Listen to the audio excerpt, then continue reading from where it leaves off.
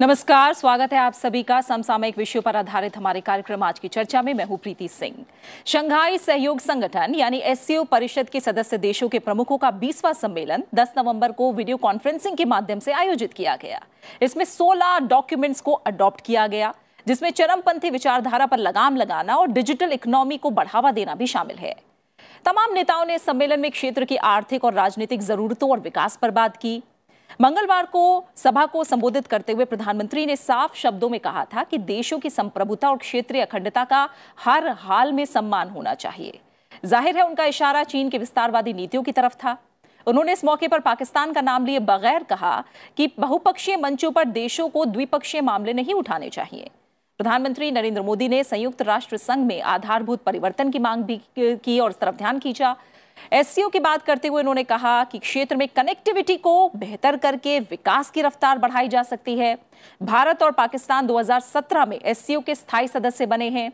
भारत और पाकिस्तान के अलावा एससीओ में रूस, चीन, कजाकिस्तान, किर्गिस्तान, तजाकिस्तान और उज्बेकिस्तान शामिल हैं। आज की चर्चा में हम जानेंगे 20वें एससीओ राष्ट्राध्यक्षों के सम्मेलन के बारे में और जानेंगे आखिर इस सम्मेलन में किन बिंदुओं पर फोकस रहा और सहमति बनी और आगे क्या रहा फिलहाल नजर आ रही है।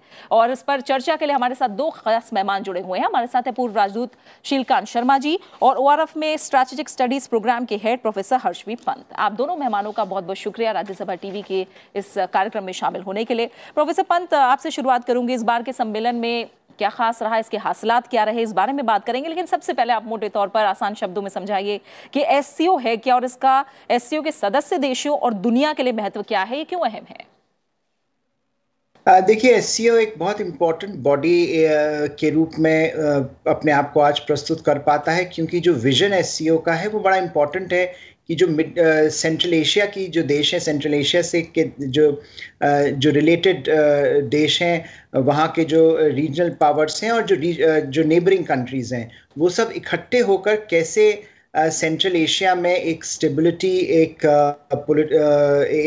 एक्सट्रीमिज्म से लड़ने की ताकत जनरेट कर पाते हैं। इसका जो जब इसको सोचा गया था, कंसीव किया गया था, तो एज एन ऑल्टरनेटिव था ये नेटो के, जहां पर ऐसा लग रहा था रूस को कि अमेरिका सेंट्रल एशिया की तरफ बढ़ रहा है। तब रूस ने इसकी पहल की थी, इस मूव को बढ़ाया था कि सेंट्रल एशिया, क्योंकि उसका बैकयार्ड माना जाता है, वहाँ के जो देश हैं उनको ट्रेडिशनली उसने एक सूत्र में पिरोने की कोशिश करी थी, जिससे कि न सिर्फ वहाँ पर अमेरिका का दबदबा, वेस्टर्न पावर्स का दबदबा कम हो सके, बल्कि जो एक एक्सट्रीमिज्म बढ़ रहा था अफगानिस्तान पाकिस्तान बेल्ट से खासकर, उसको रोका जा सके। तो अभी जो उसकी स्थिति बनी हुई है, जो एससीओ जिस तरह से उभर कर आया है, वो काफ़ी आगे चला गया है। अब जैसे आपने जिक्र किया, एससीओ न सिर्फ एक्सट्रीमिज्म की बात करता है, बल्कि रीजनल कोऑपरेशन को एक बड़े एक्सपेंसिव मैंडेट के साथ देखता है, जिसमें डिजिटल कोऑपरेशन, कनेक्टिविटी, इंफ्रास्ट्रक्चर और पीस एंड स्टेबिलिटी की बात करता है। उसमें बड़ी बड़ी शक्तियां शामिल हैं, चीन शामिल है, रूस और भारत बहुत बड़ी शक्ति के रूप में उभर रहा है। तो ये जो आप जिस तरह की समीकरण जिस तरह के बन रहे हैं सेंट्रल एशिया में, वो और उससे रिलेटेड जो जिस संदर्भ में बाकी देश सेंट्रल एशिया को आज देख रहे हैं, उसके चलते एससीओ की जो अहमियत है वो बढ़ती जा रही है। और इसीलिए आपने देखा कि प्रधानमंत्री वहां पर मौजूद थे और पिछले 3 साल से, जब से भारत वहां का फुल मेंबर बना है एससीओ का, तब से प्रधानमंत्री ने खुद लीड किया है डेलीगेशंस को इंडिया के। और इस बार भी जबकि हमारी प्रॉब्लम्स चल रही हैं चीन के साथ, प्रधानमंत्री वहां मौजूद थे। प्रधानमंत्री ने अपनी बात रखी चीन को, जैसा आपने जिक्र किया, कई बातें ऐसी रखी जो चीन को टारगेट करके कहीं बगैर नाम लिए, और कई बातें ऐसी कहीं जो पाकिस्तान को टारगेट करके कहीं बगैर नाम लिए। तो मुझे लगता है भारत अपनी बात वहां कहने में सक्षम हो रहा है और भारत को एक बहुत इंपॉर्टेंट स्टेक होल्डर के रूप में regional state, central Asian states देख रही हैं। ठीक है शर्मा सर, इस बार हम जानते हैं कोविड की तमाम चुनौती थी, वर्चुअली ये राष्ट्राध्यक्षों का सम्मेलन हुआ है। जो 16 डॉक्यूमेंट अडॉप्ट किए गए हैं, उन्हें आप किस तरह से देखते हैं? जो टेक अवेज रहे हैं और जो डॉक्यूमेंट्स हैं, इन्हें आप किस तरह से देखते हैं, कितने अहम है? ये जो डॉक्यूमेंट्स इन्होंने अडॉप्ट किए हुए हैं, ये डॉक्यूमेंट्स जैसे कि कहा गया कि ये आर्थिक कोऑपरेशन, आर्थिक सहयोग और तकनीकी सहयोग, डिजिटल सहयोग और जो समस्याएं हैं इन देशों के बीच में, उनसे कैसे निपटा जाए, इसको देखते हुए, इसको मद्देनजर रखते हुए ये डॉक्यूमेंट्स हैं। और कोविड को लेके जो कुछ समझौता जो भी कदम उठाए गए हैं वो सबसे महत्वपूर्ण है, क्योंकि इस समय जो क्राइसिस चल रही है वो कोविड की ही है, जो सबसे ज़्यादा हमारी इकोनॉमी को असर किए हुए है और बाकी देशों की भी इकोनॉमी को असर किए हुए है। जो हमारा व्यापार है वो उससे प्रतिबंधित है और टूरिज्म है, ये सब चीज़ें जो हैं इनको कोविड रोक रहा है। तो उससे डील करने के लिए सहयोग बहुत ज़रूरी है और भारत इस सहयोग का पक्षधर रहा है, बड़ा एक महत्वपूर्ण और एक सशक्त पक्षधर रहा है। तो एससीओ में भी इस बात का जो उल्लेख हुआ है वो बहुत महत्वपूर्ण है। अब रूस की तरफ से स्पुतनिकी जो वैक्सीन की बात चल रही है वो भारत के साथ भी उसका कुछ समझौता हो रहा है। रेड्डी लेबोरेटरी जो हैदराबाद में है वो उसके साथ तैयार है काम करने के लिए। तो अब ये भारत इसके लिए बड़ा ओपन है और चाहता है कि जितना सहयोग हो जाए जिससे कि ये सब चीजें मजबूत हो जाए। तो ये एक बड़ा महत्वपूर्ण मुद्दा है। इसके अलावा जो टेररिज्म है, अतिवाद है और कनेक्टिविटी है, इस पे जो जोर दिया गया है ये भी अपने आप में अहम बात है। ठीक है। और चौथी बात यह है कि जो रूस ने इसमें फिर से एक्सेंट दिया है, जो जोर दिया है कि ये एक बहुराष्ट्रीय सम्मेलन है, इसमें जो विषय हैं वो बहुराष्ट्रीय हित के हैं और अपने चार्टर के हिसाब से रूस ने भारत की बात की ताकीद की है कि द्विपक्षीय चीजों को नहीं लाना चाहिए। बिल्कुल बिल्कुल। तो ये भी एक महत्वपूर्ण चीज जो उभर के आई है इस शिखर वार्ता से। हाँ प्रोफेसर पंत, जैसा और अब ये 20वां था तो इस तरह से ये एंड्योर हो गया है ये समिट। और इसकी जैसा कि प्रोफेसर हर्ष पंत ने कहा जी, मैं एक बात जोड़ना चाहूंगा कि ये इसमें बड़े पॉपुलस कंट्रीज हैं, इंडिया और चीन दोनों इसमें हैं और रूस है। तो एक तरह की एक जो मात्रा जो पूरी मास ऑफ कंट्रीज है वो अपने आप में बहुत इंपॉर्टेंट है दुनिया में। और इनके बीच में अगर समझौते की राह चले जाए और साझा हो और सहयोग हो तो वो अपने आप में बहुत महत्वपूर्ण हो जाता है। और भारत ने इसलिए प्रधानमंत्री ने इसलिए अपने वक्तव्य में उन दो बातों का जिक्र किया इनडायरेक्टली जो इस साझा संबंध को, इस सहयोग को काटती हैं। और उन्होंने कहा कि इसमें संप्रभुता और हम जो सॉवरेनिटी और नेशनल इंटीग्रिटी जो है उस पे हस्तक्षेप नहीं होना चाहिए। और दूसरा उन्होंने ये भी कहा कि द्विपक्षीय संबंध नहीं आना चाहिए। ठीक है। और कनेक्टिविटी को एनहांस करने में जो टेरिटोरियल इंटीग्रिटी और सॉवरेनिटी का ध्यान रखना चाहिए। ये बात अब इनडायरेक्ट रूप में कही गई, लेकिन एक अपने आप एक महत्वपूर्ण प्रिंसिपल है ये। ठीक है। ये तो इस बात को जोर दे के कहना भारत के धनात्मक दृष्टिकोण का परिचायक है। बिल्कुल। प्रधानमंत्री वहाँ बिल्कुल लगातार शर्मा सर ने आपने जो बातें बताई हैं जी, आपने जो बातें बताई हैं, जो अहम बातें इस सम्मेलन में निकल के आई हैं, अब उन पर एक एक करके अगर बात करें प्रोफेसर पंत, जैसे शर्मा सर भी कह रहे हैं कि ये जो एससीओ एक बहुपक्षीय यानी मल्टीलैटरल मंच है और इसमें द्विपक्षीय मुद्दे उठाने की कोशिश हुई, हम जानते हैं, जबकि एससीओ चार्टर का हिस्सा है कि द्विपक्षीय मुद्दों को एजेंडे में ना लाया जाए। इस बार के सम्मेलन में भारत ने इस मंच पर जो द्विपक्षीय मुद्दे ना उठाने का दबाव बनाया वो कितना सफल रहा है? हम देख रहे हैं कि रूस के राष्ट्रपति पुतिन ने भी भारत का समर्थन किया है। कितना सफल रहा है इस मामले में भारत? देखिए, भारत ने अपनी बात बड़ी प्रखरता के साथ प्रधानमंत्री ने रखी और एक ऐसे मंच पर रखी जहां पर रूस, जिसको कि जनरली भारत का मित्र देश कहा जाता है, वो भी मौजूद है और चीन जिसके साथ हमारे बड़े इस समय तनातनी के संबंध चल रहे हैं और जहां तक पाकिस्तान के साथ बड़े घनिष्ठ संबंध के लिए माना जाता है। तो प्रधानमंत्री ने ये बात स्पष्ट रूप से रखी कि अगर मल्टीलैटरलिज्म का कोई फ्यूचर है तो उसका यही फ्यूचर है कि उससे आप द्विपक्षीय जो विवाद है उनको बाहर रखें।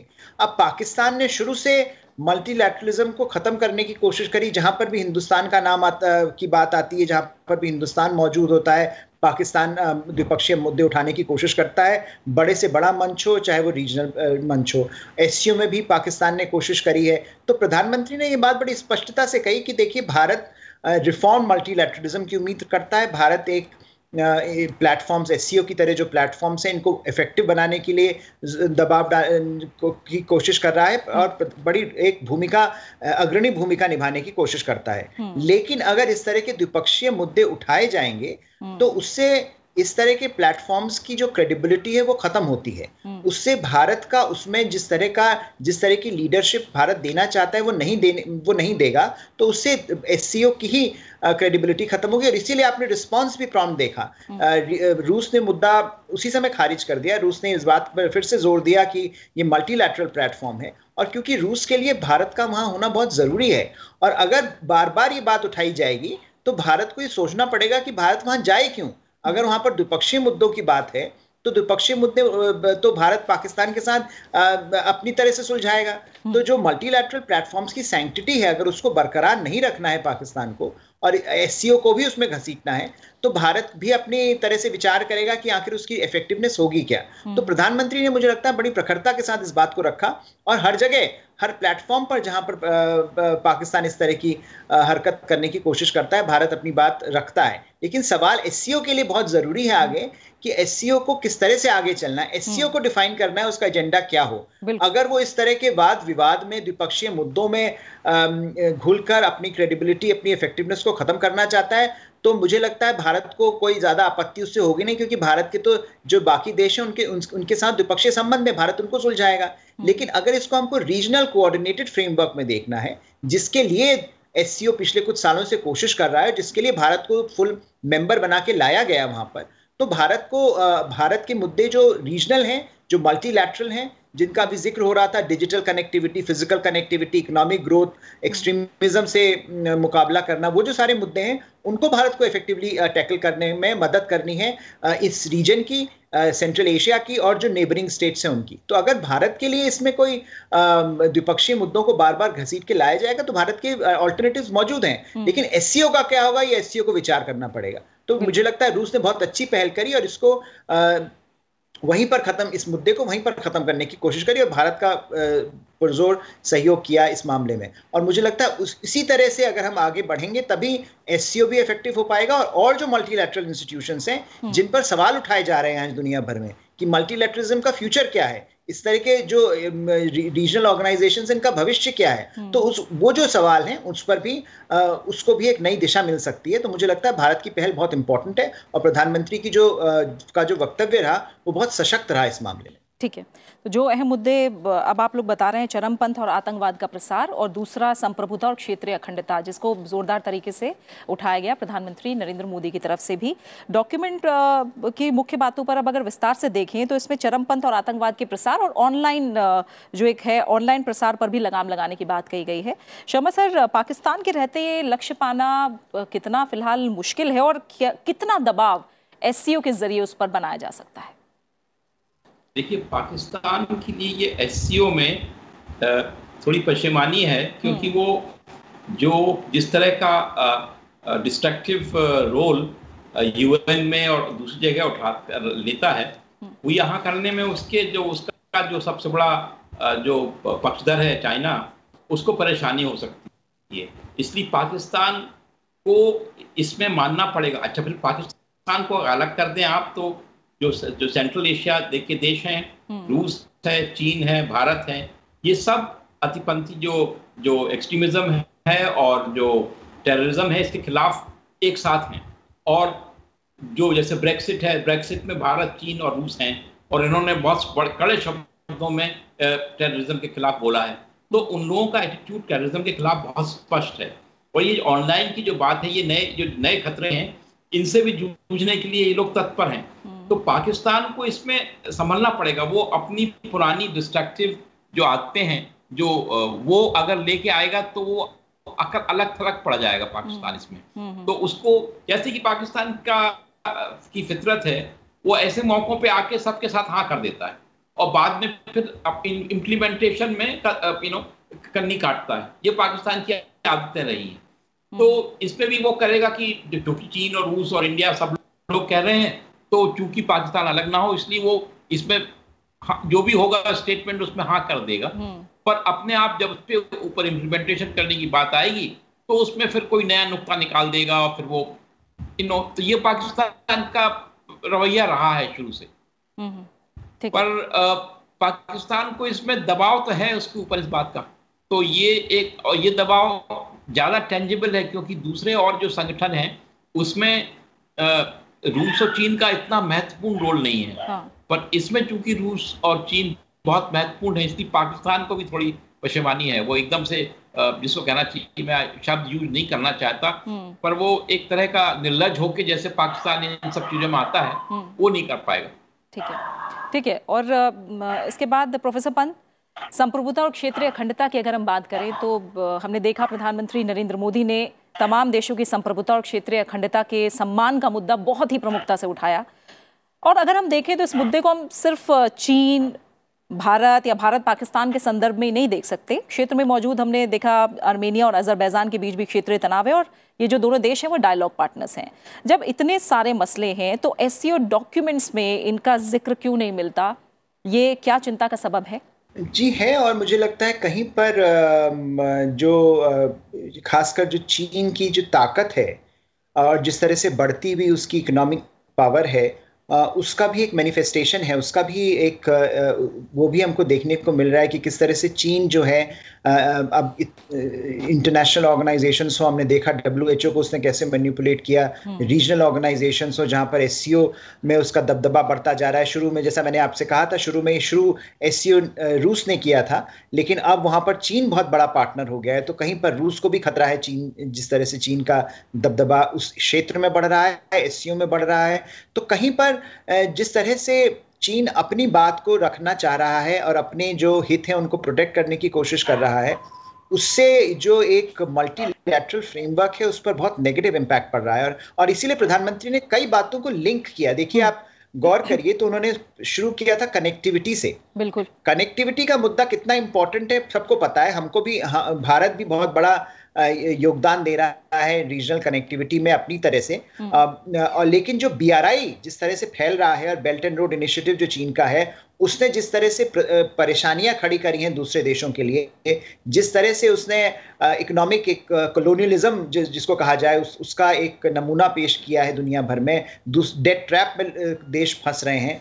वहीं पर भारत के अगर आप पर्सपेक्टिव से देखें तो चाइना पाकिस्तान इकोनॉमिक कॉरिडोर से पास होता है। चीन ने भारत की सेंसिटिविटीज को दरकिनार करके भारत की टेरिटोरियल इंटेग्रिटी को चुनौती दी। तो इसीलिए भारत ने कनेक्टिविटी को हमेशा इस बात से जोड़ा है कि अगर आप कनेक्टिविटी एज अ वैल्यू बहुत इंपॉर्टेंट है, कनेक्टिविटी बढ़ानी बहुत जरूरी है और भारत अपना योगदान उसमें देने को तैयार है। लेकिन कनेक्टिविटी अगर बेसिक जो फंडामेंटल वैल्यू है इंटरनेशनल रिलेशंस की, कि आप दूसरे देशों की टेरिटोरियल इंटेग्रिटी को प्रोटेक्ट को मेंटेन करेंगे, उससे अगर दरकिनार होता है तो कहीं पर सारे ग्लोबल ऑर्डर पे इफेक्ट पड़ता है, जिसका आपने जिक्र किया। जो दुनिया भर में आज हो रहा है, मल्टीलैटरलिज्म को जो चैलेंज मिल रहा है वो इसीलिए मिल रहा है। और इसीलिए भारत बार बार ये बात कह रहा है कि अगर मल्टीलैटरलिज्म को इफेक्टिव होना है, और प्रधानमंत्री ने इसको रिफॉर्म मल्टीलैटरलिज्म से भी जोड़ा हुआ है कि मल्टीलैटरलिज्म को, मल्टीलैटरल ऑर्डर को, इंस्टीट्यूशंस को अगर इफेक्टिव होना है तो उनको बेसिक प्रिंसिपल्स पर कॉम्प्रोमाइज नहीं करना होगा, उनको उनकी सैंक्टिटी बरकरार रखनी होगी। और इसीलिए जो हम देख रहे हैं चीन के साथ जो हो रहा है, चीन जो कर रहा है उसके लिए पुशबैक मिल रहा है दुनिया भर में, चाहे वो BRI के मद्देनजर हो, चाहे वो WHO में जिस तरह से उसने WHO के प्रिंसिपल्स के साथ खेला, इंटरनेशनल इंस्टीट्यूशंस को जिस तरह से मैनिपुलेट कर रहा है। तो इसीलिए भारत का ये बात कहना बिल्कुल स्वाभाविक है और बहुत इंपॉर्टेंट है। ये मार्कर है भारत के लिए, क्योंकि भारत एक ऐसा देश था शुरू से, जब बेल्ट एंड रोड इनिशिएटिव शुरू हुआ था, भारत ने पहली बात ये कही थी कि बेल्ट एंड रोड इनिशिएटिव एक यूनिलैटरल मेजर है जो दूसरे देशों की टेरिटोरियल इंटेग्रिटी को की वैल्यू को नहीं मानता है। तो वो जो बात भारत ने तब कही थी, आज सारे देश उस बात को कह रहे हैं, चाहे वो यूरोप हो, अमेरिका हो, वो सारे देशों ने भारत की जो स्टेटमेंट था उसको कॉपी किया इंक्रीजिंगली। तो भारत ने ये बात बड़ी प्रखरता से शुरू से रखी है, और भारत ने SCO में भी ये बात इसलिए प्रधानमंत्री ने रखी कि अगर हम काम करेंगे कनेक्टिविटी के लिए, मल्टीलैटरल ऑर्डर के लिए, लेकिन अगर हम बेसिक प्रिंसिपल्स जो इंटरनेशनल रिलेशंस के हैं उस पर कॉम्प्रोमाइज करते हैं तो फिर ना मल्टीलैटरलिज्म का कोई फ्यूचर है, ना कनेक्टिविटी का कोई फ्यूचर है। और इसीलिए SCO एज एन ऑर्गेनाइजेशन को अगर इफेक्टिवली इन प्रॉब्लम्स को टैकल करना है तो ये फंडामेंटल प्रिंसिपल तो फॉलो करना पड़ेगा। और इसी जो आप कनेक्टिविटी की बात कह रहे हैं, उसी को अगर शर्मा सर आगे बढ़ाएं तो उन्होंने कहीं ना कहीं सांस्कृतिक जो संबंध हैं, यानी कल्चरल जो हमारे ये संबंध हैं, उनको लेकर भी काफ़ी जोर दिया है। और एक तरह से देखें, जो 20वीं सालगिरह होगी उसके लिए थीम होगी SCO ईयर ऑफ कल्चर, यानी जो कल्चरल संबंध है उनको लेकर भी जो बातें कही गई हैं और पीपल टू पीपल कनेक्टिविटी की जो बातें होती हैं वो SCO देशों के लिए कितनी अहम है? यहाँ ये तो पीपल टू पीपल जो कनेक्टिविटी है वो भारत की इन सब देशों के साथ बहुत जिसको कहना चाहिए आत्मीय अंतरंग कनेक्टिविटी है, अंतरंग संबंध है, सांस्कृतिक संबंध जो है। सेंट्रल एशिया, कजाकिस्तान और किर्गिस्तान और ताजिकिस्तान के साथ भारत के जो सदियों संबंध रहे हैं, और रूस के साथ संबंध तो है ही, मतलब हमेशा ये इस पूरी शताब्दी में रूस के साथ बहुत गहरे संबंध है। फेस्टिवल ऑफ इंडिया वहाँ होते रहे हैं। अच्छा, चीन के साथ भी बावजूद तमाम तनाव के हमारे प्रधानमंत्री ने चीन के साथ जो खुलापन और जो एक पॉजिटिव एटीट्यूड हमेशा से दिखाया है, उसमें यही था कि भाई हम तो इतनी सारी चीजें साथ में करने की हैं और हम इसके लिए तैयार हैं। ठीक है। तो वो एक सबके सामने जाहिर है वो वाली बात। तो बिल्कुल इस तरह भारत का जो पक्ष है सांस्कृतिक धरातल पे जोड़ने का, वो बिल्कुल बगैर किसी अल्टीरियर मोटिव के है। वो ये है कि हमारे जो लोग हैं एक दूसरे से जुड़ना चाहते हैं, और जो 21st सेंचुरी का विश्व है उसमें लोगों का जुड़ना बहुत जरूरी है, क्योंकि उन्हीं के जरिए ये सारे संबंध जो हैं और जो शांति है, समझौता है, सहयोग है, आर्थिक उन्नति है, ये होगी। और इस नाते भारत ने जो कनेक्टिविटी में एक नॉर्थ साउथ कॉरिडोर जो है उसकी तरफ भी तवज्जो दी है। भारत ने ईरान के साथ जो चाबार पोर्ट के लिए अपना पूरा कमिटमेंट दिखाया है, और ईरान भी SCO का एक महत्वपूर्ण ऑब्जर्वर, गेस्ट कह लीजिए, वो है। तो SCO के तत्वावधान में भी भारत ने जो कनेक्टिविटी की बात की है, उसमें भारत के ये जो एक्शंस हैं ये अगेन रचनात्मकता का परिचायक है कि भारत हमेशा चीजों को क्रिटिसाइज नहीं करता, बल्कि उसका रचनात्मक समाधान प्रदान करता है और उसका ऑप्शन देता है। तो ये जो चीजें हैं भारत की। फिर टूरिज्म जो है, मतलब सैलानी आते हैं हमारे यहाँ, कितने लोग सेंट्रल एशिया से भारत में आते रहे हैं। अब ये पिछले साल भर से ये कोविड के चलते इस पे बाधाएं आई हैं, पर सेंट्रल एशिया से हमारे यहाँ मेडिकल टूरिज्म भी होता है, और इस तरह की चीजें भी हैं। तो टूरिज्म का बढ़ाना पीपल टू पीपल कांटेक्ट का एक पहलू है, और सांस्कृतिक धरातल पर जुड़ना जो है वो भी टूरिज्म को मजबूत करता है।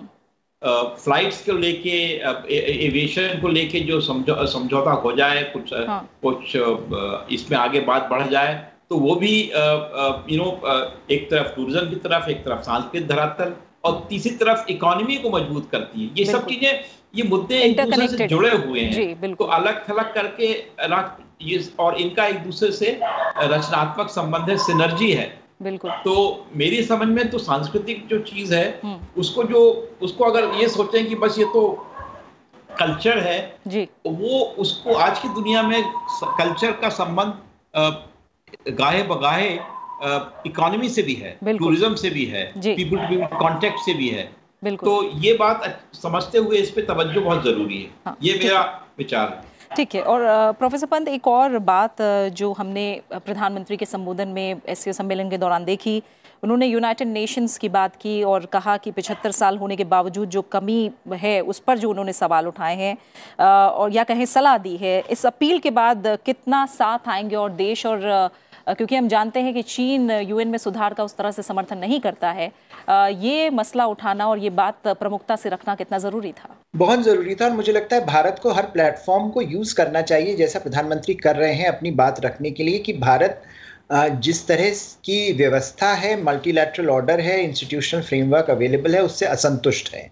और भारत की असंतुष्टता को दुनिया को सीरियसली दुनिया ने लेना शुरू कर दिया है। और मुझे लगता है जिस तरह से प्रधानमंत्री बात रख रहे हैं, बार बार रख रहे हैं, बड़े कड़े शब्दों में रख रहे हैं। आपको याद होगा जब उन्होंने UN को भी संबोधित किया था, डायरेक्टली उन्होंने चैलेंज किया था कि कब तक चलेगा, कब तक इंतजार भारत करेगा कि आप रिफॉर्म करेंगे। और जो बात प्रधानमंत्री कह रहे हैं वो बड़ी इंटरेस्टिंग है। वो पिछले कुछ जो दशकों से भारत कहता है उससे भिन्न है। प्रधानमंत्री ये नहीं कहते नहीं नहीं आप हमको लीजिए भाई, हम तो सबसे बड़ी डेमोक्रेसी है, ये है वो तो सब कहते हैं वो, लेकिन वो ये कहते हैं कि देखिए अगर आप नहीं लेते हैं भारत को, नहीं सीरियसली लेते हैं, तो ये आपका नुकसान है, ये मल्टीलैटरल ऑर्डर की क्रेडिबिलिटी का क्वेश्चन करता है। इससे भारत तो उभर ही जाएगा। भारत तो आज सारे ऐसे जो डिस्कशंस हैं, दुनिया भर के जितने कॉन्वर्सेशंस हैं जो ग्लोबल ऑर्डर से रिलेटेड हैं, उससे आप भारत को अलग नहीं कर सकते। उसमें तो भारत को बुलाया ही जाता है बात करने के लिए, चाहे क्लाइमेट चेंज हो, ग्लोबल गवर्नेंस के दूसरे मुद्दे हो,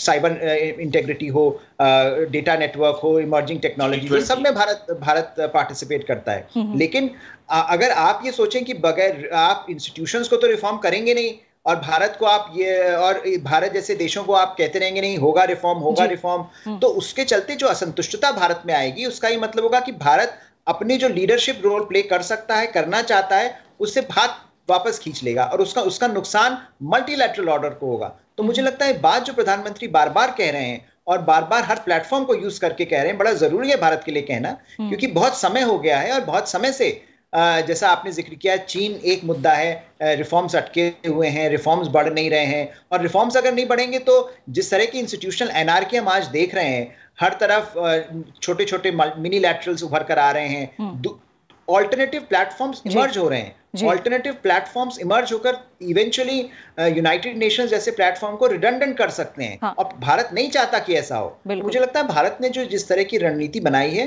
काफी इंपॉर्टेंट है और काफी जरूरी है इस इन्फ्लेक्शन पॉइंट पर, जिस इन्फ्लेक्शन पॉइंट से ग्लोबल ऑर्डर गुजर रहा है। और भारत जिस प्रधानमंत्री का इसको संबोधित करना, इस विषय को लेकर एससीओ तक में जाना, क्योंकि वहां बड़े इंपॉर्टेंट देश मौजूद हैं, सबसे इंपॉर्टेंट चीन को ये बात समझानी कि देखिए आपका जियोपॉलिटिकल पॉइंट ऑफ व्यू से अड़ंगा लगाना एक बात है, लेकिन अगर आप ग्लोबल ऑर्डर चाहते हैं, ग्लोबल गवर्नेंस चाहते हैं, तो आपको भी इस बात पर पुनर्विचार करना पड़ेगा। और भारत इस बात, प्रधानमंत्री ने काफी प्रखरता से, काफी शिद्दत के साथ इस बात को वहां भी रखा, जैसा उन्होंने यूएन को डायरेक्टली चैलेंज किया था जब यूएन को संबोधित किया। शर्मा सर, आखिर में आपका बहुत छोटा सा कमेंट चाहूंगी। 30 नवंबर को जो शंघाई सहयोग संगठन के वर्चुअल सम्मेलन है, उसकी मेजबानी करने वाला है भारत।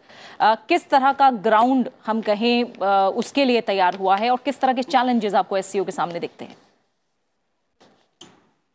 मेरी समझ में एससीओ के सामने चैलेंजेस अगर आएंगे तो वो, मैं इसमें खुल के कहना चाहता हूं कि वो आएंगे तो चीन और पाकिस्तान की तरफ से ही आएंगे, क्योंकि चीन और पाकिस्तान का जो रवैया आजकल हो गया है, उसको उस पर किस तरह से चादर ओढ़ना या उसको कारपेट ऊपर से उसको कारपेट डालना संभव नहीं है।